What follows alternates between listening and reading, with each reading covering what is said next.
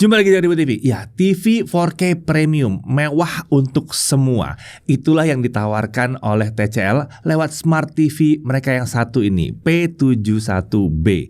Ya, lini TV ini disebut untuk semua karena harganya yang terjangkau, jadi bisa dijangkau oleh semua orang.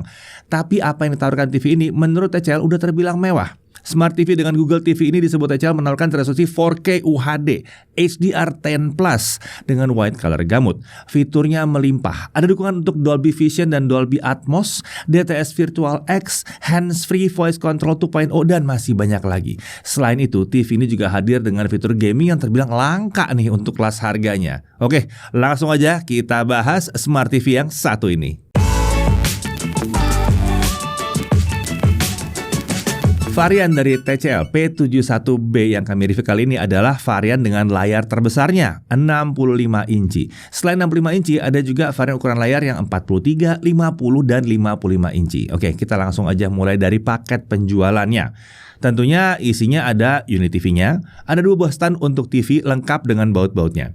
Lalu ada kabel power untuk AC input, ada konverter 3 RCA ke 3,5 mm untuk input komposit, kemudian remote control Bluetooth, dan ada paket dokumen.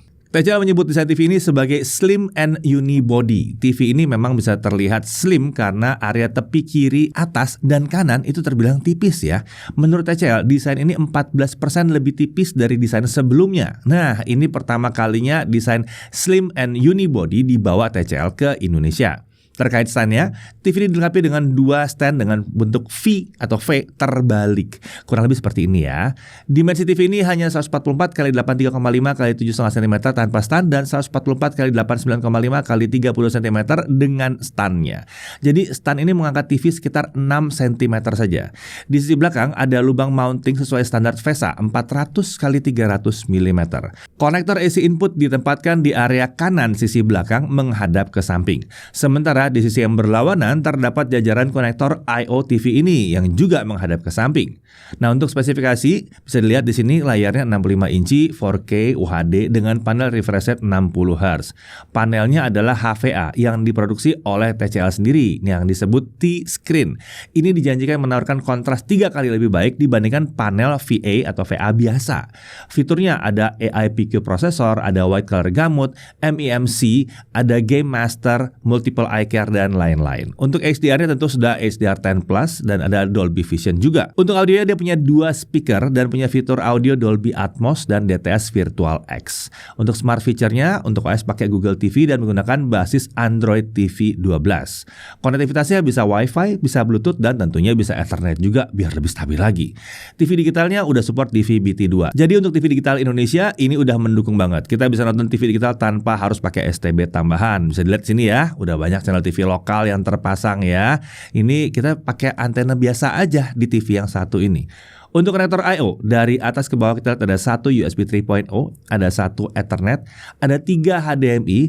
Nah, di sini konektor HDMI 2 itu mendukung HDMI ARC atau eARC untuk koneksi ke soundbar. Lalu ada 1 antena in, 1 AV in 3,5 mm, ada 1 analog audio output untuk headphone jack 3,5 mm, ada 1 digital audio output. HDMI di TV ini mendukung HDMI CEC atau HDMI CEC, sementara untuk versi HDMI-nya TCL menyebutkan bahwa dia sudah support HDMI 2.1. Saat kami coba, ketiga port HDMI di TV ini memang bisa digunakan untuk resolusi sampai 4K 60 dengan HDR. Di 4K 60 saat HDR aktif, panel terdeteksi sebagai 8 bit dengan FRC. Sementara saat kita coba di resolusi QHD dan Full HD, refresh rate TV ini bisa mencapai 120 Hz. Ya, jadi TV ini sebenarnya bisa 120 Hz. Hanya saja bukan di resolusi 4K. Nah, saat setup awal Smart TV ini, kita akan diminta menghubungkan TV ke internet dan login ke akun Google. Ini standar untuk Google TV seperti biasa. Ada menu login ke akun TCL, tapi anehnya kita tidak menemukan opsi skip untuk tawaran login ini. Jadi mau tidak mau kita harus bikin akun untuk login ke TCL dulu. Setelah itu kita akan diajak menghubungkan remote ke TV via Bluetooth. Kita juga bisa milih app apa saja yang akan diinstal ke TV dari list yang disediakan oleh Google, dan kemudian TV sudah langsung bisa digunakan. Bagaimana kalau aplikasi yang kita butuhkan tidak ada di list dari Google saat setup awal? Tenang, ada Play Store di sini. Seperti biasa, ada banyak sekali aplikasi yang tersedia dan kita bisa download dari Play Store di TV ini. Untuk navigasi kita bisa pakai remote bawaan TV ini ya, dengan gampang. Remote ini nyaman digunakan dan udah nggak perlu pakai tombol angka lagi lah di sini ya. Ada juga beberapa tombol untuk membuka menu pengaturan tertentu atau untuk aplikasi tertentu. Remote ini tentunya juga sudah support voice command. Show me weather for today in Celsius.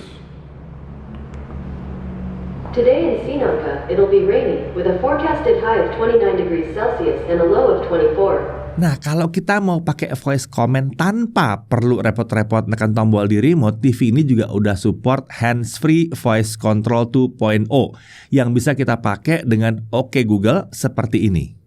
Oke Google, close Netflix. Kembali lagi ke navigasi, respon menu di TV ini terasa cukup baik tapi memang bukan yang super responsif ya. Selain itu kita juga harus kadang-kadang menunggu beberapa saat sebelum apa yang kita lakukan itu muncul di TV. Quick menu juga terkadang baru tampil sekitar 2 detikan setelah tombol ditekan, tapi ini tidak selalu terjadi. Terkait pengaturan untuk picture mode dan sound mode, ada shortcut di quick menu untuk dua hal tersebut. Kalau butuh pengaturan lebih lanjut, ada juga opsi membuka menu utama pengaturan picture dan sound dari quick menu. Pengaturan picture mode dan sound mode juga hanya tampil sebagai overlay aja di sini. Jadi kita bisa langsung lihat efek dari pengaturan yang kita lakukan. Ini baru namanya TV yang benar. Lanjut untuk Chromecast built-in tentunya juga ada di TV ini dan kita bisa manfaatkan untuk casting konten dari smartphone atau tablet ke TV ini dengan mudah. USB juga tersedia di TV ini dan bisa digunakan untuk muter konten langsung dari storage yang terpasang atau bisa juga untuk menghubungkan mouse atau keyboard untuk membantu navigasi atau untuk input teks ke smart TV ini. Nah sekarang mari kita coba bahas hal-hal terkait kualitas tampilan dari TV ini ya.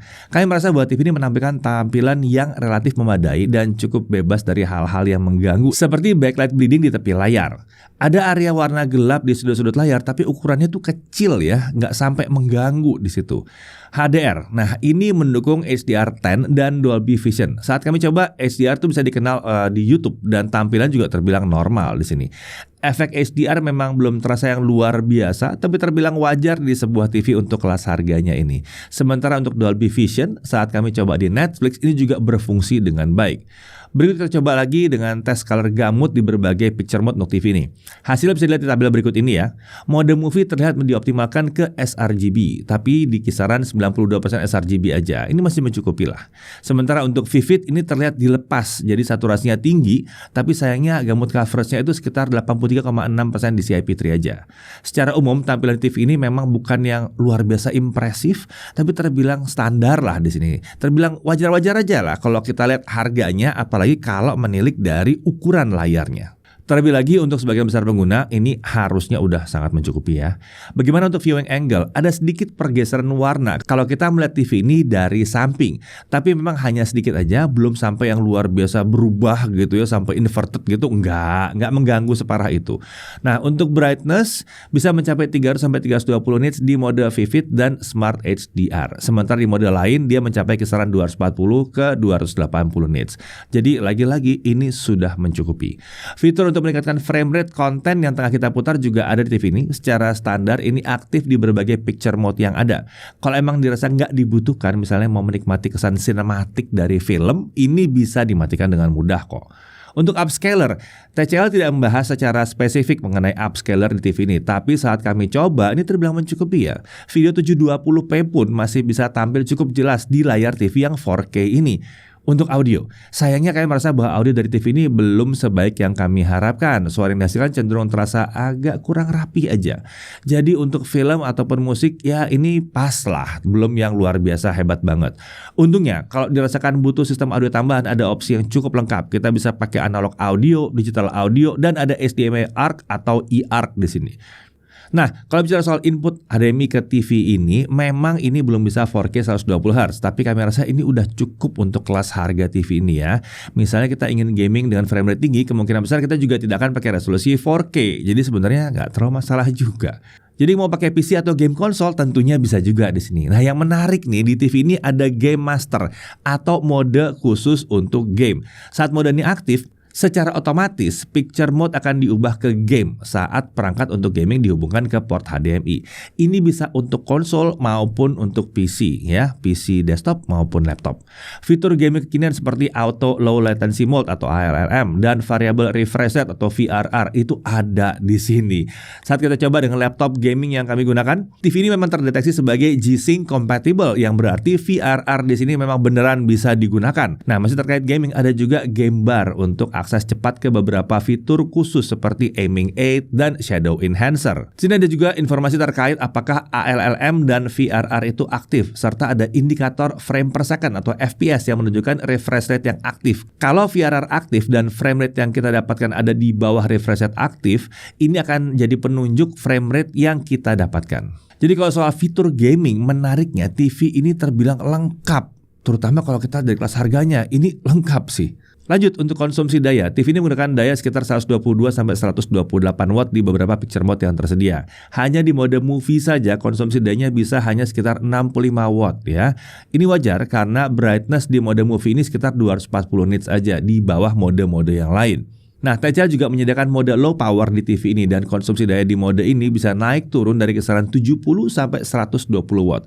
Ini dimungkinkan karena dalam mode ini brightness keseluruhan layar akan diatur secara dinamis. Jadi saat tampilan cenderung gelap, konsumsi dayanya akan turun. Tapi di mode ini kita tidak bisa mengharapkan tampilan secemerlang untuk mode-mode yang lain tentunya. Sementara itu saat HDR-nya diaktifkan di mode apapun, konsumsi daya TV ini cukup konsisten di kisaran 125 watt. Nah, untuk harga, Smart TV TCL 65P71B ini dipasarkan dengan harga awal di Rp7.799.000. Ada bonus langganan video Platinum 1 tahun untuk pembelian TV yang satu ini ya. Nah, TV ini juga dilindungi oleh garansi 3 tahun dan ada 1 tahun garansi untuk spare part. Oke, hal yang perlu diperhatikan. Pertama, TV ini resolusi layarnya bisa sampai 4K dan refresh rate-nya bisa sampai 120 Hz. Tapi bukan berarti dia bisa 4K 120 Hz. Jadi kalau mau 4K cuma 60 Hz, sementara kalau mau 120 Hz harus jalan di bawah 4K. Kemudian navigasi di TV ini kadang-kadang bisa agak melambat. Lalu kualitas audionya masih belum bisa dibilang yang kelas premium ya, sekedar pas lah untuk kelas harganya. Kemudian ada paksaan nih di awal nih untuk membuat akun TCL sebelum TV bisa digunakan. Menurut TCL, ke depannya mereka akan menghadirkan banyak hal yang bisa kita akses dengan akun TCL ini. Akan tapi saat sekarang emang belum tersedia. Dari segi kelebihannya, jelas input 4K 60 itu bisa dilakukan di semua port HDMI. Refresh rate-nya bisa sampai 120 Hz, walaupun bukan di 4K tapi udah lumayan banget. Brightness layar terbilang mencukupi di sini. Dia udah support HDR dan Dolby Vision juga. Dia punya Google TV dengan Play Store yang mendukung aplikasinya merimpah, lalu ada eARC juga di sini dan fitur gaming tersedia. Ini penting banget ya. Satu hal yang cukup langka untuk TV di kelas harga ini. Bahkan ini bukan sekedar ALLM dan VRR aja. Game bar pun tersedia di sini. Lalu ada Google Assistant, Hands-Free Voice Command 2.0 dan tentunya ada Chromecast built-in. Yang jelas dia udah siap lah untuk siaran TV digital Indonesia. Ya, Smart TV TCL 65P71B ini bisa jadi pilihan untuk kalian yang sedang nyari TV layar besar dengan refresh rate tinggi dan harga yang masih relatif terjangkau. Memang kita belum bisa mendapatkan 120 Hz di 4K, tapi bukan berarti TV ini bukan TV 120 Hz. Karena kita benar-benar bisa merasakan 120 Hz-nya walaupun di resolusi yang lebih rendah. Nah, kalau emang mau dipakai menemani gaming dengan frame rate yang tinggi masih bisa banget. Apalagi ada fitur ALLM dan VRR serta fitur gaming ekstra di TV ini. Nah, kalau menurut kalian bagaimana? Apakah TV ini cocok untuk jadi teman gaming frame rate tinggi kalian? Ya, tulis di kolom komentar ya. Yang jelas menurut kami untuk harganya TV ini fitur-fiturnya sudah sangat mumpuni. Saya Deddy Irfan, Jakarta TV TV.